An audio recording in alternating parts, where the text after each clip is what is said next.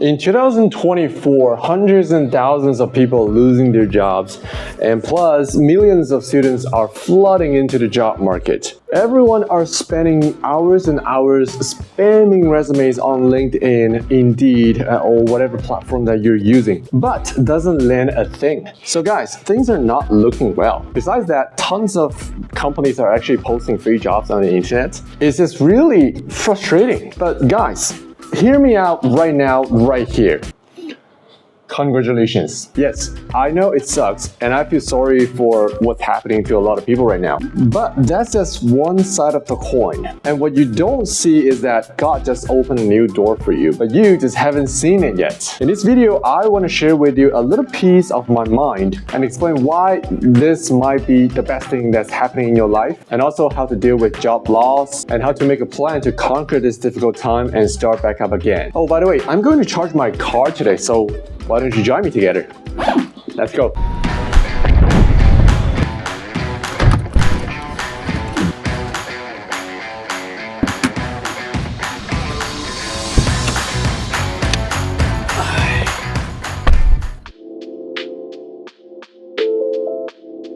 Now, let me tell you a story about myself. So in 2012, I was working at Renaissance Hotel Vancouver. It was a great hotel, by the way. I really enjoyed it, met a group of great people there. The general manager, I can't remember his name, I think it was Kevin or something. Sometimes he came down to the front and we talked about basketball, baseball, but one day he was gone. So I was wondering what happened, right?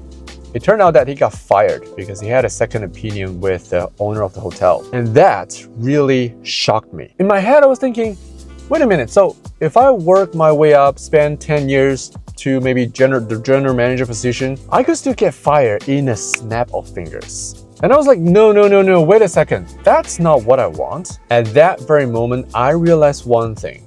In this world, there's only one person that can give you the secure life, and that's you. You should never expect your company will protect you when shit hits the fan. I mean, there are good companies that will do that, but you shouldn't expect them to do that, because that basically means you're giving your steering wheel to the company and you're not controlling your life. In fact, they control your life. So then short after, I started my self-employed / entrepreneur life. And it's very hard, guys, but you have to believe one thing: there's nothing you can't get through.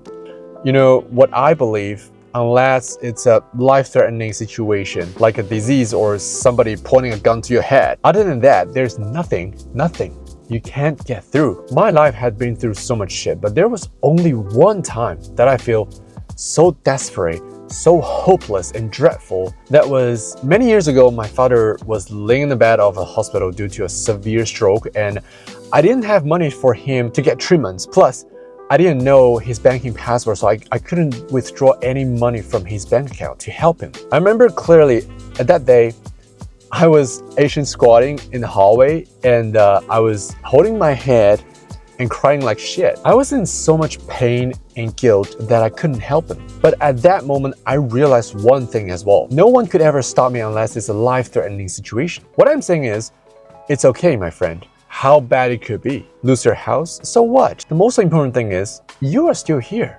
Let's just start over again. So what can we do to help us to get back up? The first thing you do is to list whatever you have, your savings. Maybe you can get some help from friends or family. List them out. I mean, if you have any. You need to know what you have in your hand and how long can you survive. After listing what you have, the second thing you can do is to track your expenses. You need to identify your fixed and variable expenses. So fixed expenses means something like your car loan, your rent, your house mortgage. These are the fixed numbers that you have to pay out every month no matter what.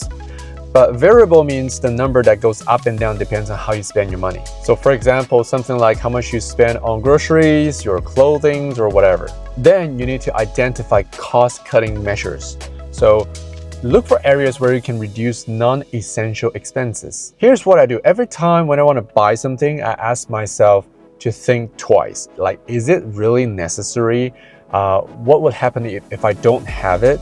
And how much it would do to my life, to improve my life. After doing this, I realized how much money I could potentially save, and then how much money I've been wasted on useless nonsense in the past. And finally, of course, you have to create a budget based on the current financial situation and make sure you follow the plan.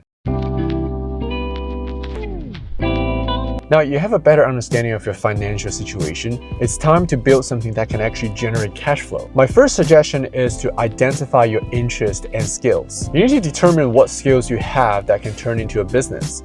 If you're an accountant, you can probably provide accounting service. If you're a nurse, then you can possibly provide maybe home caring service, right? What I'm saying is, you think about what kind of skills you have that you can provide to use your time and service to trade their payments. And of course, let's say you don't have that skill that can provide service to other people. Think about your interest. Like, I had a friend who lost his six-figure income job last year at age 25, but then he's a big fan of Gundam. So my friend painting custom designs on Gundam models and sold them to customers who love this kind of stuff. So you see, even painting Gundam can turn into a business. And I talked about this with him. He told me on average he earned $60 per day at the very beginning when he first initiated his business. Now he's making pretty steady $200 to $300 a day with all the free time he wants. Because when you provide a service of skill, that doesn't really require a big amount of funding upfront. Now, how do you start? Well, I would suggest you to start locally first. I mean, even though you want to market yourself online, I would highly suggest you to target at people who live around your neighborhood and also your friends and family, for example. Because the biggest issue between you and the customer who pays you is trust. And when you do business locally, people can see you, they can meet you, maybe they have common friends who know about you and they can ask around, right? It's easier for you to build your credential, so people are more likely to pay you for your service. I wouldn't recommend you to start an e-commerce business at first unless you have some savings, because initially getting traffic online right now is not as easy as before, especially when you don't have that necessary skills or experience, such as maintaining social media accounts or producing content. Now, let's say, for example, you are short of cash flow already, and then you are starting up an e-commerce business from scratch with zero experience and not so much budget. You're basically setting yourself up to more stress and headache. But of course, if you have some savings that can help you to go through the learning phase, by all means, I mean, try it. Online business, e-commerce is great, right? I mean, you never know. But if not, I would suggest you to start locally first, and you can use Instagram and Facebook to promote yourself for your service. And once you start generating some pretty stable cash flow, then I definitely recommend you to start online business. I hope this video can make you feel a little less anxious and maybe a little bit helpful as well. You can always post your question in the comment section, so just in case if you need someone to talk to. And by the way, if you enjoyed this video, please make sure to hit that like button so that more people can see this video, and subscribe to my channel if you enjoy this kind of content. I'll see you guys until next time.